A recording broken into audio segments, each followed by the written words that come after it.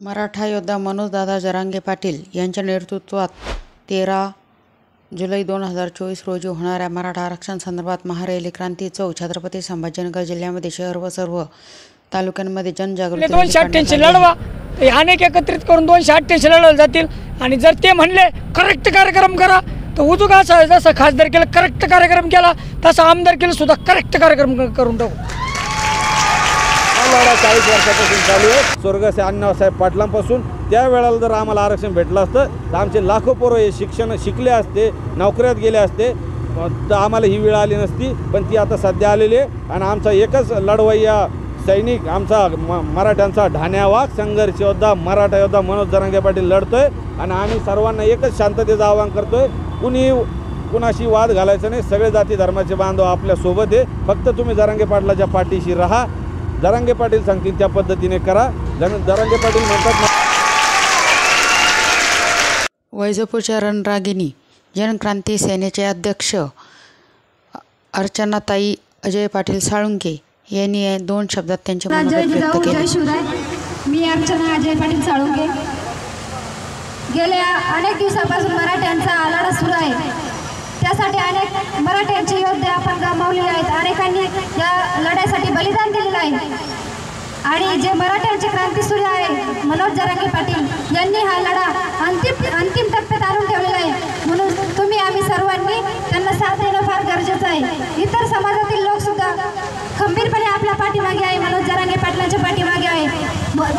तसेच आपल्या प्रत्येकाची जबाबदारी आहे की येणाऱ्या 13 तारखेला सर्वांनी जर स्वतःचं कुटुंब 13 तारखेला संभाजीनगरला स्वतः घेऊन गेले तर कुणालाही आमंत्रण देण्याची वेगळी गरज पडणार नाही आणि ज्या वेळेस रेकॉर्ड ब्रेक गर्दी दिसेल त्यावेळेस सरकार हल्ल्याशिवाय राहणार नाही आणि प्रत्येकच मनोज जरांगे पाटलांनी उपोषण करावा आणि आपण फक्त हवा व्यक्त करावी हे आता पुरे झालेलं आहे।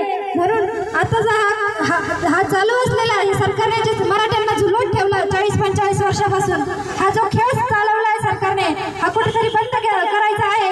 म्हणून ते येणाऱ्या 13 तारखेला माता भगिनींना मी तुमची एक लहान बहीण म्हणून तुम्हाला विनंती करते, वैजापूरकरांना विनंती करते की येणाऱ्या 13 तारखेला मोठ्या बहुसंख्येने संभाजीनगर या ठिकाणी भव्य महारॅली शांतता या ठिकाणी उपस्थित राहायचं आहे। जय हिंद, जय जिजाऊ, जय शिवराय।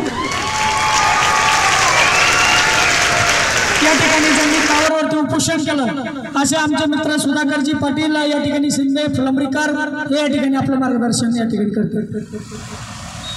सर्वांना मानाचा जय शिवराय। येत्या 13 तारखेला मराठ्यांचे संघर्ष योद्धा मनोजदादा जरांगे पाटील आपल्या छत्रपती संभाजीनगर मध्ये येत आहे आणि त्यांचा सांगावा घेऊन आम्ही जिल्हाभर फिरत आहोत।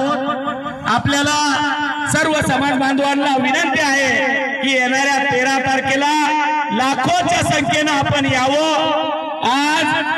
काल सकाळपासून आम्ही छत्रपती संभाजीनगर तालुका असेल, फुलंब्री तालुका असेल, सिल्लोड तालुका असेल, गंगापूर तालुका आपलं वैजापूर तालुका अर्धा झाला आणि कन्नड तालुका पूर्ण झाला।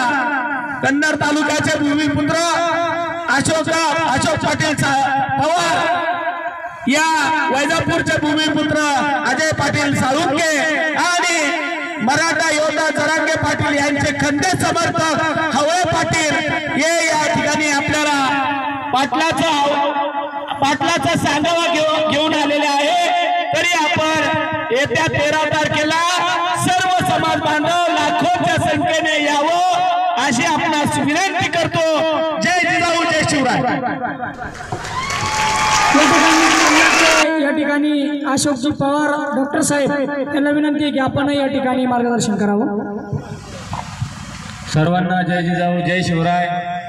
13 जुलैला जो आपला भव्य उत्सव सारखी रॅली निघणार आहे त्या रॅलीला आपल्याला नियोजनासाठी आणि जनजागृतीसाठी ही यात्रा निघालेली आहे। या तालुक्यातील खरंच आम्हाला तर ह्या तालुक्यात येण्याची आवश्यकता नाही असं वाटलंय आणि खरंच नव्हती, कारण अजय पाटील साळुंके आणि अर्चनाताई साळुंके यांचं इथं उपोषण असू द्या की जनजागृती असू द्या ही सतत चालू असते, परंतु जिल्ह्याचा पूर्णच तालुक्याचा हा दौरा असल्यामुळे वैजापूर येथे येणं आवश्यक होतं आणि वैजापूरमध्ये विविध गावातून आता जाऊन आलेलो आहोत, पुढंही तसे इतर गावामध्ये जात आहे। तर ही शहराचा भाग असल्यामुळे इथं आता लोक व्यस्त आणि बऱ्यापैकी मराठा समाज हा गावखेड्यात बसलेला आहे आणि गावखेड्यात शेती राखतोय आणि शेती राखून तो 2 दाण्याचे 2000 दाणे करून या शहरांना या देशाला पोचतोय, परंतु पोचता पोचता त्याचे पोरं उपाशी राहत आहेत। त्या पोरांचे काय हाल होते ते आज पूर्ण महाराष्ट्र बघतोय।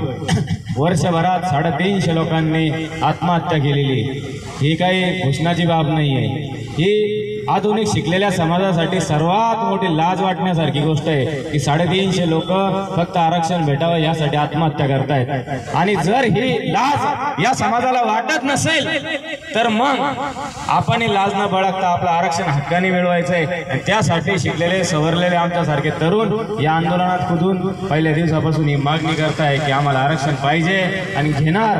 आणि मनोज दादांनी 75 वर्षापासून जे मराठ्यांचं अधुरं स्वप्न होतं हे पूर्ण करीत आणलेलं आहे। बराच समाज हा आता ओबीसी मध्ये गेलेला आहे, तो ओबीसीतच होता मुळात, पण मराठवाडा हा वंचित ठेवला गेला।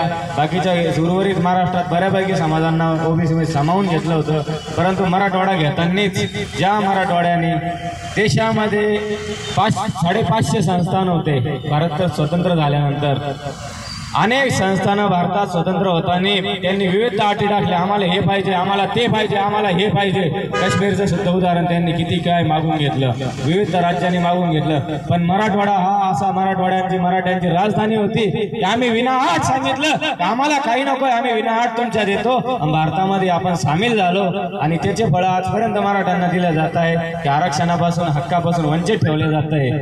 परंतु शेवटी लोकशाही आहे, लोकशाहीमध्ये हक्क मिळवायचे असतात। कसे मिळवायचे तर लोकशाहीच्याच मार्गाने मिळवावे लागतात। त्यासाठी आता आपल्याला पुन्हा बॅकडेटमध्ये इतिहासाच्या पानावर जाऊन आपल्याला काही युद्ध नाही करता येणार आहे, जे आपण जुन्या काळात लढलेलो आहे। आता आपल्याला जे कायद्याने युद्ध आहे तेच लढावं लागणार आहे आणि तीच लढाई ही सुरू आहे। आणि समाजाचा हा लढा काही आरक्षण हा काही राजकीय स्टंट नाही किंवा राजकीय लोकांना राजकीय काही जिल्हा परिषद सदस्य ग्रामपंचायत सदस्य निवडून आणून आम्हाला काही तिथं बसवून काही सदस्य संख्येने वाढवायची। पोरांचा हा एज्युकेशनमधला शैक्षणिकमधला फीसचा प्रश्न आहे। ओबीसीला आज फक्त 15,000 रुपये फीस इंजिनिअरिंग कॉलेजला ग्रॅज्युएशनला आणि त्या ठिकाणी खुल्या प्रवर्गामध्ये 1,45,000 फीस आहे काही कॉलेजची, हे मी नावासहित सांगू शकतो कॉलेजच्या। तर एवढा हा फरक जो आहे आणि या फरकामुळे अनेक आत्ताच आत्महत्या झाली। बाबासाहेब फडोळ नावाचे जे आपले मराठा बांधव होते त्यांनी आत्महत्या केली लाडसावंगीला, काय म्हणून तर 2 लाख रुपये फीस भरायला पोराची फीस नाही आणि ती लाज वाटली त्या माणसाला की माझ्याकडे फीस नाही, त्याला खेद वाटली, त्याने आत्महत्या केली। या आत्महत्येचा आपल्याला थोडं जरी आता हृदय असताना आपलं संवेदनशील तर आपल्याला त्या संवेदनशील हृदयाने विचार करून प्रत्येक जण आज अडचणीत आहे आणि त्यामुळे आपल्याला लढायचं आहे आणि ते लढण्यासाठी आपल्याला एकत्र यायचं आहे। शहरामध्ये मी विनंती करतो, शहरामध्ये संख्या जरी कमी असली तरी सर्वांना जय शिवराय। वैजापूरचा आवाज कमी दिसतोय।